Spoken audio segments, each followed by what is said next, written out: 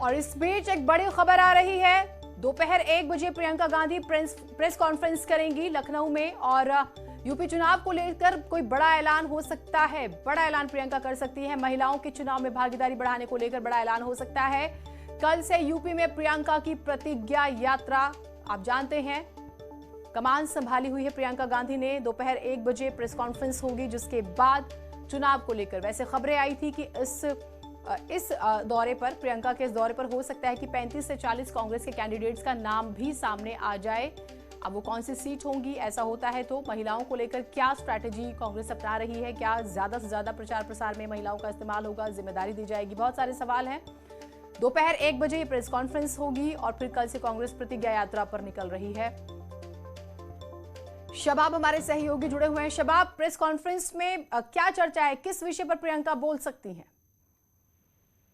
देखिए, प्रियंका गांधी की press conference 1 बजे दोपहर में पीसीसी कार्यालय पर रखी गई है और सीधे तौर पर प्रियंका गांधी कल देर शाम जो है वो राजधानी लखनऊ वापस लौट आई थी दिल्ली से। खबरों की माने तो विधानसभा चुनाव में प्रत्याशियों के नामों पर फाइनल मोहर जो है वो प्रियंका गांधी ने लगा दी है। तो नामों का ऐलान जो है वो कांग्रेस पार्टी आज संभव है कर सकती है। सूत्र हमारे बता रहे हैं कि 100 के आसपास विधानसभा चुनावों में प्रत्याशियों के नामों का आज ऐलान प्रियंका गांधी कर सकती हैं। हालांकि ये काम उनको नवरात्र में ही करना था, लेकिन लखीमपुर हादसे की वजह से प्रियंका गांधी का पूरा मूवमेंट उधर हो गया था। इस वजह से इन टिकटों के नामों का ऐलान जो है वो थोड़ा सा डिले हुआ है और इसी कड़ी में आज की प्रेस कॉन्फ्रेंस बड़ी महत्वपूर्ण है। और दूसरी बात ये भी बताई जा रही है कि जिन सीटों पर प्रत्याशियों के नामों का ऐलान होगा उनमें महिला की भागीदारी पर जो है वो बड़ी चर्चा हो सकती है। बड़ा ऐलान इससे भी रिलेटेड हो सकता है। फिलहाल प्रियंका गांधी इस वक्त कॉल हाउस जो उनका निवास है वहां पर मौजूद हैं और अब से थोड़ी देर के बाद वो पीसीसी कार्यालय पहुंचेंगी। हालांकि कार्यकर्ता जो है वो बड़ी तादाद में पार्टी कार्यालय पर पहुंचने लगे हैं। ठीक, बहुत शुक्रिया आपका तमाम जानकारियों के लिए।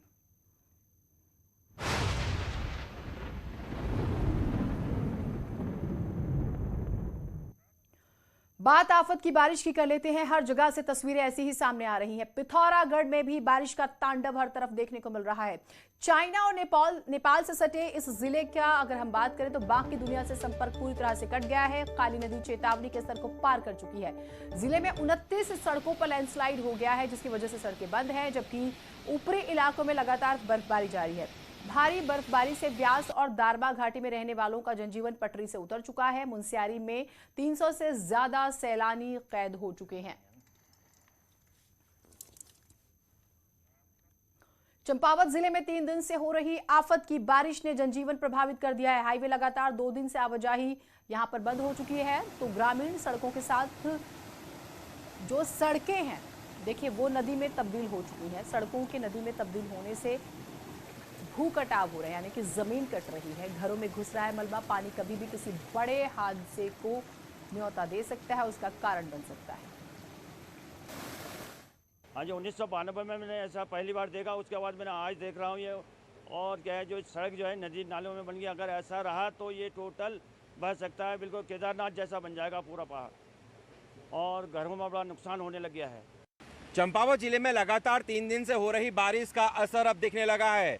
चंपावत जिले के जहां शारदा नदी के साथ साथ जो बरसाती नाले हैं वो उफान पर तो है ही है। उसके अलावा ये देखिए मेरे पीछे जो सड़क है ये भी पूरी तरीके से नदी में तब्दील हो गई है और इस सड़क से आ रहा पानी न सिर्फ भूमि का कटाव कर रहा है बल्कि कई घरों को नुकसान भी पहुंचा सकता है। कमलेश भट्ट, न्यूज 18, चंपावत। नैनीताल से भी ऐसी खबरें सामने आ रही। बारिश का कहर यहां भी जारी है। 84 गौना गांव में पानी घुस गया है। बाढ़ ने कहर बरपा दिया है। मलबे में वाहन फंस गए। उफान पर नदी नाले आ चुके हैं। लोग परेशान हैं, न सिर्फ लोग बल्कि मवेशी भी। आम जनजीवन पूरी तरह से प्रभावित हो रहा है।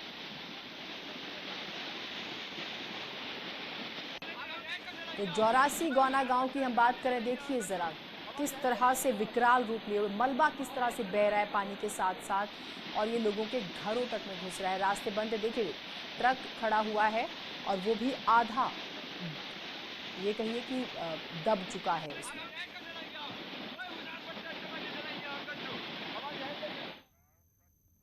तो नैनीताल की बात कर रहे हैं। बारिश से जनजीवन पूरी तरह से प्रभावित हो चुका है। तेज बारिश की वजह से नैनी झील का जलस्तर अपने अब तक के रिकॉर्ड को रिकॉर्ड स्तर पर पहुंच गया है। माल रोड, नैना देवी मंदिर समेत कई घरों में झील का पानी घुसा हुआ है। तल्लीताल क्षेत्र में ये पानी घुस गया। तेज बारिश की वजह से स्थानीय लोग परेशान हैं। तो नैनीताल के गुफा महादेव कृष्णपुर में आपदा ने नुकसान किया है। वहीं डीएम आवास के पास भी मलबा आने से खतरा बना हुआ है। हालांकि गुफा महादेव के कुछ लोगों ने नैनीताल धर्मशाला में शरण ली है।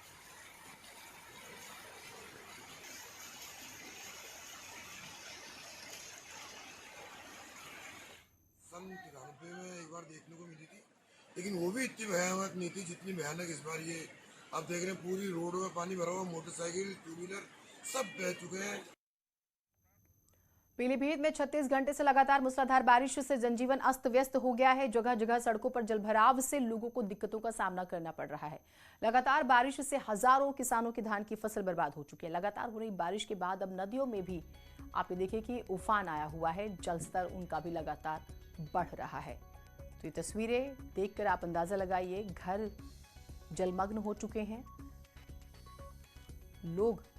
और देखिए कई जगहों पर बिजली पानी का संकट है, साथ ही साथ इंटरनेट सेवा भी बंद कर दी गई है। और इस तरह की स्थिति में तो करंट का खतरा बहुत ज्यादा रहता है। राजधानी लखनऊ समेत आसपास के इलाकों में रुक रुक कर बारिश का सिलसिला जारी है। मूसलाधार बारिश से जनजीवन अस्त व्यस्त है। जगह जगह सड़कों पर जलभराव से लोगों को दिक्कतें हो रही हैं। मौसम विभाग की माने तो अगले 24 घंटे तक बारिश के आसार रहेंगे।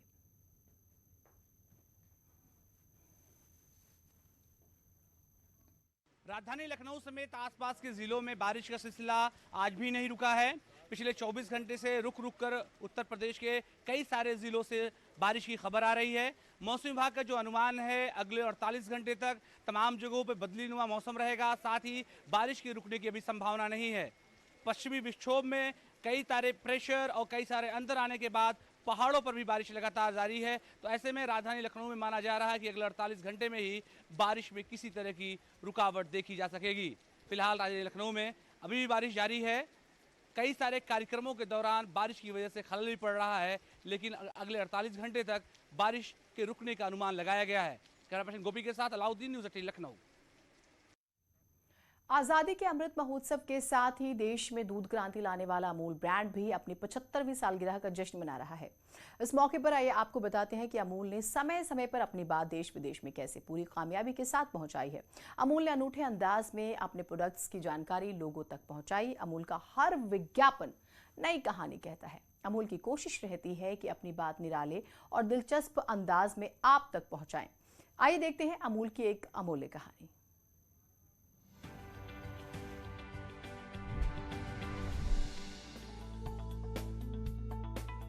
क्रिकेट के भगवान कहे जाने वाले सचिन तेंदुलकर के बल्ले ने दुनिया में धूम मचाई। 1998 में ऑस्ट्रेलिया दौरे पर सचिन महान क्रिकेटर डॉन ब्रैडमैन से मिले। ब्रैडमैन सचिन को क्रिकेट की दुनिया में अपना सच्चा उत्तराधिकारी मानते थे। अमूल ने 1998 के अपने विज्ञापन में लिखा कि दोनों ब्रैडमैन हैं। संदेश था कि दोनों महान हस्तियों को अमूल बटर लगी ब्रेड पसंद है।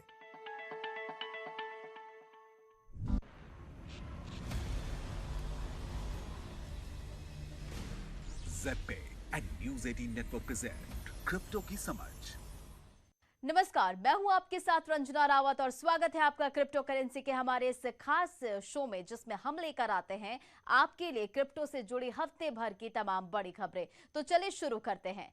आज हम जानेंगे कि क्रिप्टो एक्सचेंज कितने तरह के होते हैं। आप क्रिप्टो एक्सचेंज पर क्रिप्टो खरीद बेच और एक्सचेंज कर सकते हैं। सेंट्रलाइज एक्सचेंज का एक क्रिप्टो प्लेटफॉर्म है जो एक कंपनी द्वारा सेंट्रली गवर्नड होता है। एक्सचेंज आपको क्रिप्टो में ट्रेड, इन्वेस्ट करने के लिए एक प्लेटफॉर्म ऑफर करता है।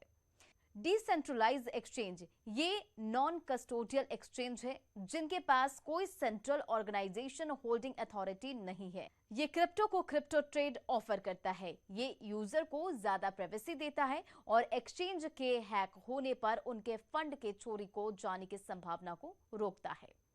हाइब्रिड एक्सचेंज, जैसा कि नाम से पता चलता है कि ये सेंट्रलाइज्ड और डिसेंट्रलाइज्ड एक्सचेंज का कॉम्बिनेशन है। Hybrid exchange fast transaction speed offer करते हैं। ये सिक्योरिटी रिस्क को कम करते हैं और किसी कंपनी पर निर्भर होने के बजाय कस्टमर के एसेट को ब्लॉकचेन के जरिए सुरक्षा प्रदान करते हैं।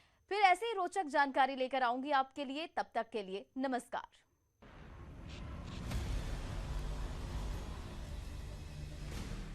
जेड पे and news 18 network present crypto की समझ।